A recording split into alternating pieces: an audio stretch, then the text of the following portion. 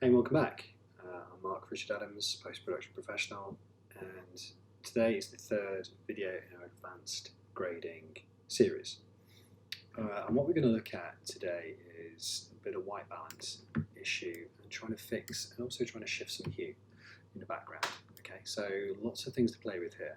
This particular shot, you can see we've got Chris Packham here, wonderful naturalist and presenter in the UK, incredible talent of ours.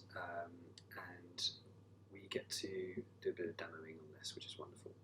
I'm just going to jump to the colour page, and we have our first node, of course. Let's see what's going wrong. Let's bring up the scopes. Now, the moment, if you look at the histogram, actually, it's a really good indication. Look at that blue shift, sitting all the way back here to the left, and of course in the parade. Now, there are a couple of ways that we can shift this. The first thing I'm going to do actually is I'm actually going to look at the parade and the histogram. More focused on the parade actually, and yeah, more focused on the parade. I want to balance this blue up. This image is really missing blue, which would indicate that we have a white balance problem, or the green of the forest canopy is causing issues with the light coming through. That's probably what I would assume is the problem here. So let us try and let's try and fix the luminance first, and then we'll have a look at the white balance. I'm just going to jump over the curves. This is the way that I would always start the first node, and let me bring that up. And you can see here, we've got some, this is being raised. We've got to be careful of these peak whites here, but not too much because it's flat white sky. Okay, there's no graduation in it, so we can actually be more severe and raise this image up. I'm really worried about the definition around it, not the flat white in the sky there, because it's irrelevant to me. Now, if I just pull the darks down as well, okay, that's looking relatively good. Let's option D, on and off. Looking nice, but obviously when you turn it on, you can see, it's made the white balance issue worse. Okay, so I'm happy with that. Hit save. Let's try and amend this.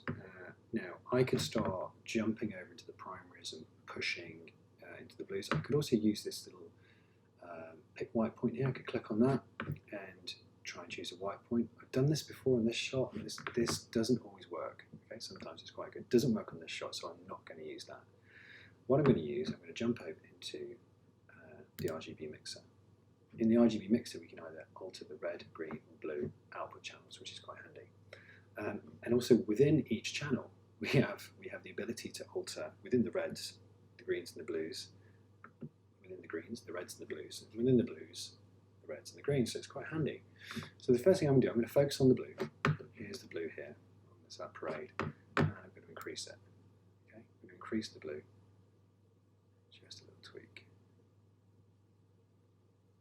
And you can see that it was initially like that, and what we're trying to do is level that blue out, trying to make the image more consistent.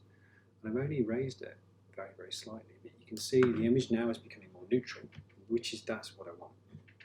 So I'm happy with that at this stage. Option S, another node.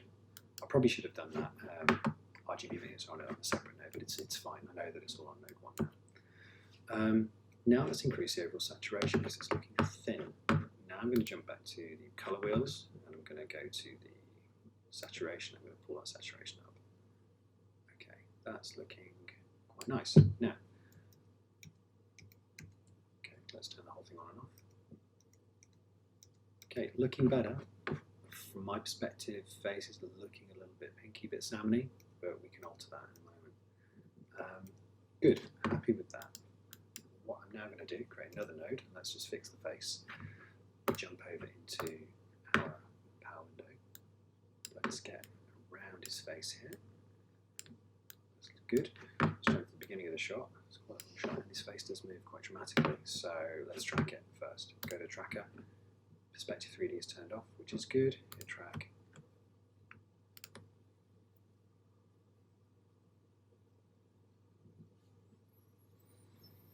Excellent track. Really, really lovely track. And let's go to the qualifier. I want to qualify his face. Okay. So I'm going to pick his face, drag and hold. I want to see the key, of course, so you hit the highlight, and keep going. It's not too bad. I'm not sure about his coat coming in there, so let's just have a little play. Yeah, let's go with that for the moment. And we can also, of course, blur the radius of that. let's have another little go. Another little go on this one. Okay, let's go with that for the moment.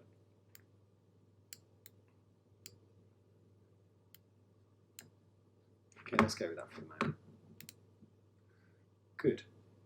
Now, using the skin tone indicator as well, it's difficult to tell. If we push the saturation up, let's see where this goes. So we push the saturation up, let's see where this goes.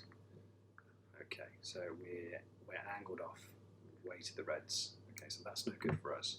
So let's bring that back. Bring that back to midway.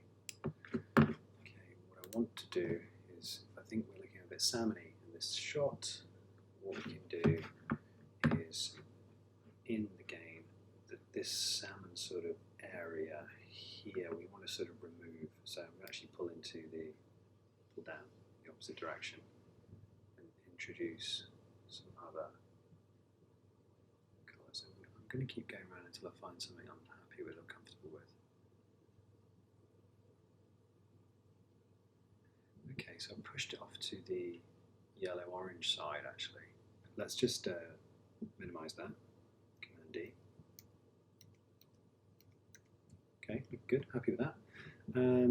Now, let me apply some sharpening to it as well. We go to the blur, and we can of course blur. I often do this to contributors to presenters. It's really handy sometimes to add a bit of contrast or focus. That's looking good. And we go to Command and D, on and off. Looking great. So let's play that through.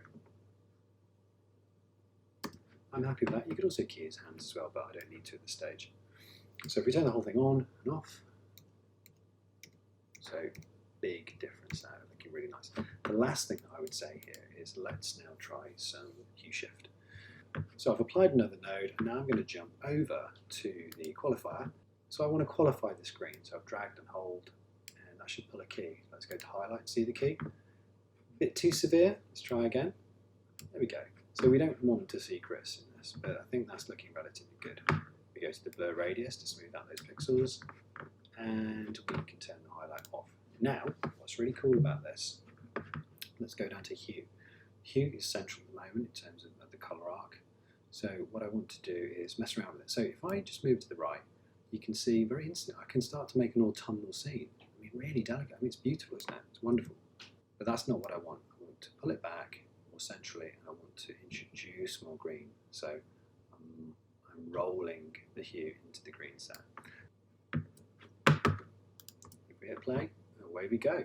Okay, looking really nice. So what have we got? Okay, we've changed it from S-Log to Rec 709.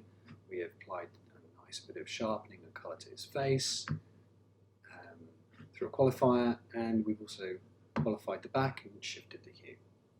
So we have a really lovely little scene there. I really hope you've enjoyed this video. Thank you very much.